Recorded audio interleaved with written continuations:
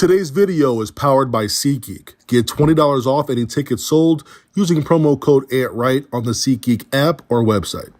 I'm sure you've seen nonsense spewed from every direction on this topic, but it's important to give context. Let's have a short but very real discussion about Bronny James as an NBA draft prospect. If you don't know my background, I'm a former collegiate basketball player, played on the Nike and Adidas circuit, prep school at Oak Hill Academy back when there weren't 100 different preps out there, and I like to deep dive the NBA draft every year. And with Bronny James, we gotta go back a little bit. We saw these mega platform highlight hype video media accounts get to control the narrative early. In high school, Bronny had to wait his turn. He played behind talented players like BJ Boston, Amari Bailey, and Zaire Williams, all of which have been drafted and have played in the NBA. When those guys ended up leaving, Bronny stepped up and tried to lead his team. He was solid, had a decent senior year, was voted second team all-conference of his high school league. Now, this wasn't your average high school conference. It was very competitive, had multiple Division I players, but still, would any prospect who was second team in their high school conference be named to the McDonald's All-American game if they weren't the son of LeBron? No, they wouldn't. And that's okay to acknowledge that. But then you know what happened? He played pretty decent in the McDonald's All-American game. Hit a few threes, played the right way.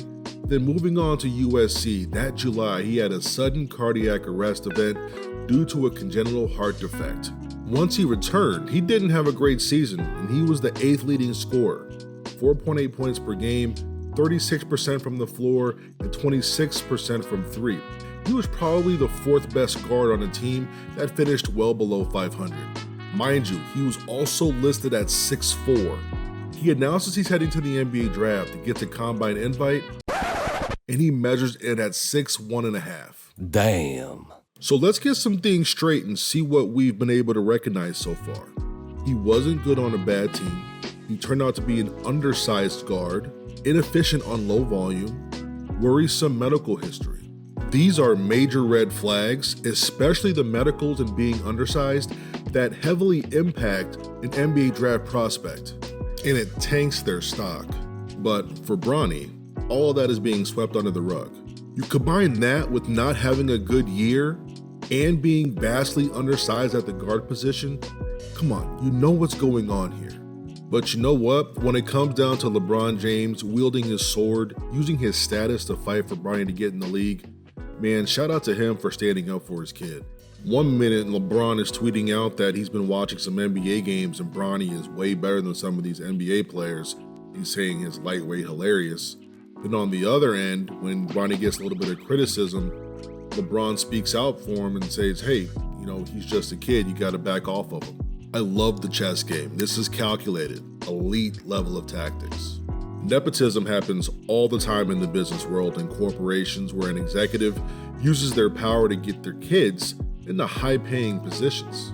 It's just that the NBA is so public and is covered 24/7, so fans are gonna act like this is so wrong.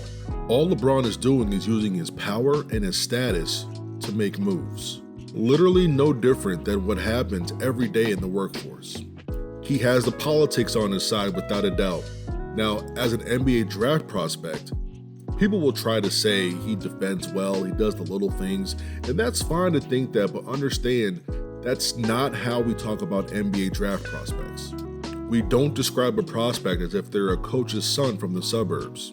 I hope he makes it and does very well, and they're giving him the benefit of the doubt due to him being LeBron's son, but hopefully that changes the way that teams evaluate draft prospects in the future, really focusing on intangibles. There's clearly politics at play, and if you don't believe so, and think it has nothing to do with LeBron and status, you're being disingenuous. But he's been able to use these politics to his favor and turn them into opportunities. He got into the prestigious McDonald's game, he played well. Got into the NBA draft combine, tested well, and played better as the scrimmages went on. I'm really excited about the draft later this month and can't wait to see where he slots and what type of deal he gets. And the major piece of the puzzle is if LeBron packs up and follows Bronny to his new destination.